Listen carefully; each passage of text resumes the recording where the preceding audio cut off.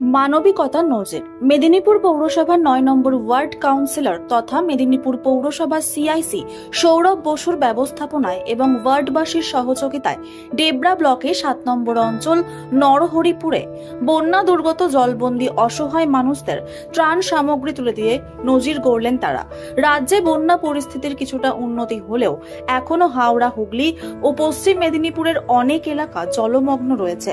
আর তার মধ্যে পশ্চিম মেদিনীপুর জেলার ডেবরা ব্লকে ৭ নম্বর অঞ্চল নরহরিপুরের সাধারণ মানুষদের অবস্থা রীতিমতো শোচনীয়, জলমগ্ন পুরো এলাকা। তাই মেদিনীপুর পৌরসভার ৯ নম্বর ওয়ার্ড কমিটির উদ্যোগে ও ৯ নম্বর ওয়ার্ড পৌরপিতা তথা মেদিনীপুর পৌরসভা সিআইসি সৌরভ বসুর ব্যবস্থাপনায় এবং ৯ নম্বর ওয়ার্ডবাসীর সহযোগিতায় ডেবরা ব্লকে ৭ নম্বর অঞ্চল নরহরিপুরে বন্যা দুর্গত জলবন্দী অসহায় মানুষদের রান্না করা খাবার তুলে দিলেন।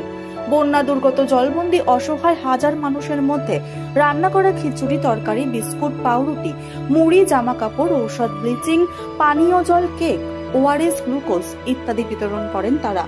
এদিনের এই মানবিক কর্মসূচি পালনে উপস্থিত হয়েছিলেন ওয়ার্ড কমিটির সম্পাদক মুরলী মোহন মান্না, পার্থ প্রতিম মণ্ডল, সৌভিক সেন, সুব্রত সেন, বিশ্বজিৎ মুখার্জি, স্বপন দাস, পিন্টু দাস, নেপাল মুখার্জি, সুতনু দাস প্রসাদ, আড্ডু প্রমুখ বিশিষ্ট ব্যক্তিবর্গরা।